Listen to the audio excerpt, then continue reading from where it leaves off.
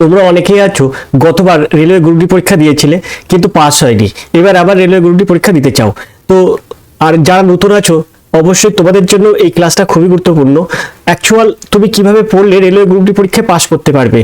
এই থাম্বনেল দেখে বুঝতেই পারছো তুমি পরীক্ষা দেওয়ার পরে তোমার কাট অফ কত গেলে তুমি ঠিকঠাক রেলওয়ে গ্রুপ ডির পরীক্ষায় পাস করতে পারবে। তাই তুমি যে জোনে দেবে সম্পূর্ণ ডিটেলসটা আমি বলে দেবো। তুমি মনে করো ওয়েস্ট বেঙ্গলে আছো কিন্তু তুমি অন্য কোনো জোনে পরীক্ষা দেবে, সেই জন্য তুমি কত পেলে তোমার পাস হবে। এছাড়াও তোমার নিজের জোন অর্থাৎ কলকাতা জোনে তুমি কত পেলে তুমি পাস করবে। তুমি হও এসসি, এসটি, ওবিসি বা জেনারেল, তুমি কত পেলে রেলওয়ে গ্রুপ ডির মতো পরীক্ষায় পাস করবে। আজকের ক্লাসটার মূল বিষয়বস্তু কিন্তু এটাই। তো চলো ক্লাসটা শুরু করি। তো প্রথমে আমি তোমাদেরকে দেখাবো যে গতবারে অর্থাৎ 2024 সালে ফর্ম ফিল আপ হয়েছিল, 25 সালে পরীক্ষা হয়েছিল, 26 সালের এই কিছুদিন আগে অর্থাৎ 1 জুলাই কিন্তু পরীক্ষার রেজাল্ট প্রকাশিত হয়েছে রেলওয়ে গ্রুপ ডির। সেই পরীক্ষার কাট অফ কত গেছিল, তুমি কলকাতা জোনে যদি থাকো তাহলে কলকাতা জোনের কাট অফ কত গেছিল বিভিন্ন ক্যাটাগরি অনুযায়ী এবং অন্যান্য জোনে কত গেছিল আমি তোমাদেরকে দেখিয়ে দিচ্ছি। প্রথমে আমরা দেখো এখানে আরআরবি ভুবনেশ্বর এই জন্য দেখো তোমার ইউআর যারা জেনারেল ছিল তাদের কিন্তু 76.68726। তারপরে এখানে দেখো এসসিদের ছিল 67.15, এসটিদের ছিল কিন্তু 58.18, তারপর ওবিসিদের 75.43, ইডব্লিউএস দের কিন্তু 69.81।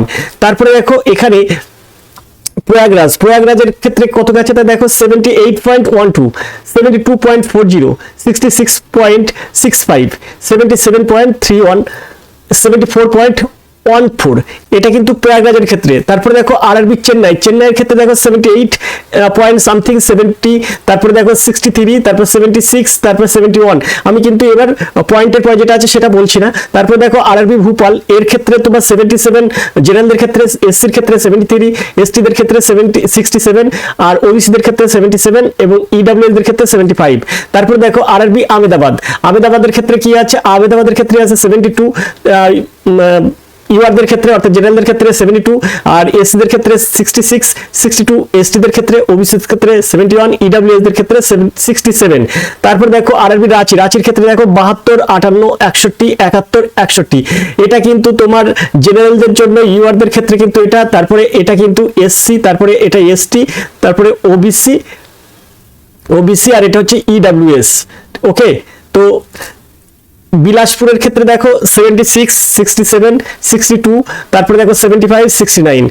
আরআরবি আজমির এর ক্ষেত্রে দেখো ইউআরদের কাছে 79, এসসিদের কাছে 71, এসটিদের কাছে 71 আর এখানে ওবিসিদের দেয়নি। তারপরে দেখো এখানে তোমার ইডব্লিউএস দের কাছে কিন্তু 70।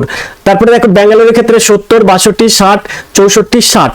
তারপরে চণ্ডীগড়ের ক্ষেত্রে দেখো 72, 65, 60, 70, 66। তারপরে মুম্বাইয়ের ক্ষেত্রে দেখো 77, 71, 65, 77, 74।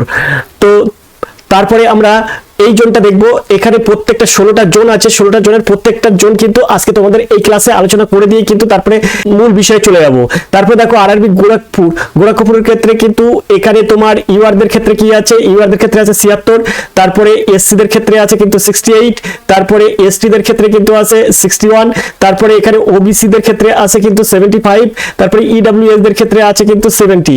আর এখানে কলকাতা অর্থাৎ তুমি এই ওয়েস্ট বেঙ্গলে থাকো, অবশ্যই তুমি যদি কলকাতা জন্য পরীক্ষা দিয়ে থাকো তাহলে তোমার যে কাট অফ কত পেলে তুমি পাস করতে পারবে সেটা পূর্বে যেটা হয়েছে সেটা তোমার এখানে আজকে কিন্তু আমি তোমাদের দেখিয়ে দিচ্ছি। দেখো কলকাতার ক্ষেত্রে এই কাট অফ গেছে ইউআরদের ক্ষেত্রে অর্থাৎ জেনারেলদের ক্ষেত্রে গেছে 80, এসসিদের ক্ষেত্রে গেছে 73, এসটিদের ক্ষেত্রে 63 আর ওবিসিদের ক্ষেত্রে 76 আর ইডব্লিউএস দের ক্ষেত্রে কিন্তু 72। এখানে দেখো একটা বিষয় 60, এখানে ওবিসিদের ক্ষেত্রে 76.97 অর্থাৎ 76, 77 প্রায় 77 এর কাছে কিন্তু চলে গেছে। তো তোমরা যে বিভিন্ন রকম ক্যাটাগরিতে তোমরা এই কলকাতার জন্য পরীক্ষা দিচ্ছ তাদের কত নাম্বার টার্গেট রাখতে হবে তবে তুমি পাস করতে পারবে। তো জেনারেল যারা আছো 100 এর মধ্যে 80 থেকে 81 তোমাকে পেতে হবে, তাহলে তুমি কিন্তু 80 থেকে 81 যদি তুমি পাও তাহলে তুমি কিন্তু ডাক পাবে।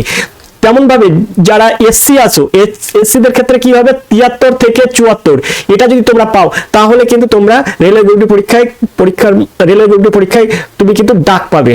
অর্থাৎ তুমি কিন্তু পাস করার পরে তোমার যে শারীরিক সক্ষমতার পরীক্ষা হবে সেটাতে কিন্তু তুমি ডাক পাবে। এসটিদের ক্ষেত্রে কিন্তু 63 আছে 63 63 থেকে 64। আর এখানে দেখো এখানে 76.97, অর্থাৎ তোমাকে 77 মনে করতে হবে, 77 থেকে 78 পেলে কিন্তু তুমি ওবিসি হলে তবে তুমি কিন্তু ডাক পাবে। আর এখানে আছে 72, তো 72 থেকে 73 যদি তোমার স্কোর হয় ইডব্লিউএস এর ক্ষেত্রে তবে কিন্তু তুমি ডাক পাবে। তো কলকাতার জন্য বিশেষ করে তোমাদের এটা দেখার দরকার। আজকে ক্লাসটা আমি এই কারণে করতে বসেছি, অনেকেই আছো যে কম পড়াশোনা করছো, পরীক্ষা দিতে হয় তাই দিচ্ছ, অনেকেই আছো পরীক্ষা দিতে হয় তাই দিচ্ছ, তো তুমি পাস করবে কখন? 100-এর মধ্যে তুমি এসসি হলে 74 পেলে তবে কিন্তু পাস করবে। 74-75 পাওয়া অর্থাৎ 75% নাম্বার পাওয়া কিন্তু মুখের কথা নয়, মনে রাখবে। তো এই নাম্বারগুলো ক্যারি করতে পারলে তবে কিন্তু তুমি পাস করতে পারবে। এবার তুমি একটা জিনিস দেখো, তুমি মনে করছো কলকাতার ক্ষেত্রে আমার 73 এসসি, তাহলে এখানে কম্পিটিশন অনেক বেশি, ঠিক আছে? তো দেখো 68 কিন্তু গোড়াখপুরের ক্ষেত্রে 68। তারপরে দেখো এইখানে তোমার একটু যদি দেখায় উপরের দিকে মুম্বাইয়ের ক্ষেত্রে কিন্তু সেটা 71। তারপরে দেখো আরআরবি চণ্ডীগড়ের ক্ষেত্রে 65। তো তুমি মনে রাখো যে এখানে কলকাতার ক্ষেত্রে যেটা 68, কলকাতার ক্ষেত্রে যেটা 73, সেটা কিন্তু গোড়াখপুরের ক্ষেত্রে 68 আর মুম্বাইয়ের ক্ষেত্রে 71 এবং চণ্ডীগড়ের ক্ষেত্রে কিন্তু সেটা 65। তো মোটামুটি তোমার 70 পার করলে তবে কিন্তু তুমি এসসি হলে তবে তোমাকে কিন্তু ডাক দিচ্ছে। একটা জিনিস মনে রাখবে সব সময়, তুমি 75% যদি কলকাতার জন্য না পাও তাহলে কিন্তু তুমি পরীক্ষা দিতে বেকার যেও না।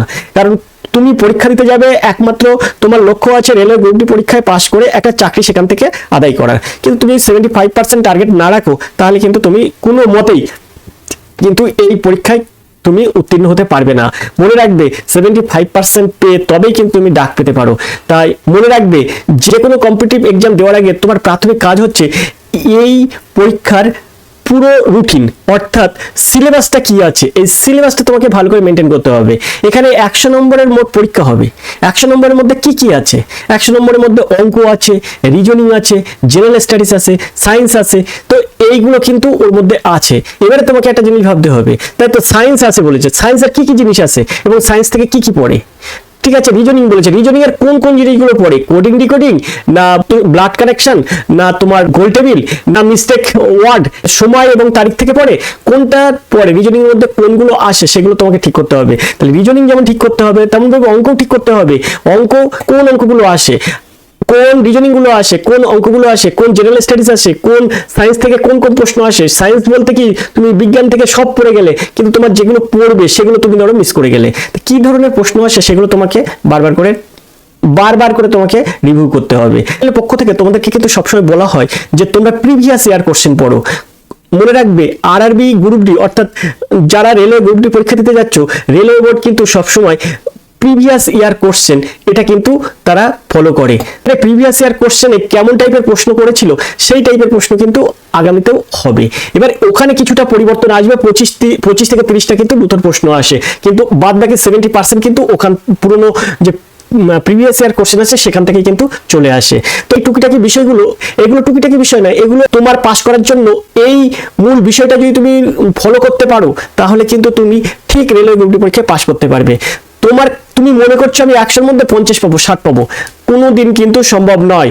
কলকাতার জন্য তুমি দেখতে পাচ্ছ, তুমি কলকাতার জন্য এসসিদের ক্ষেত্রে গেছে 73 অর্থাৎ 73 থেকে 74 আর 80-81 গেছে কিন্তু জেনারেলদের ক্ষেত্রে, তাহলে ভাবতে পারছো।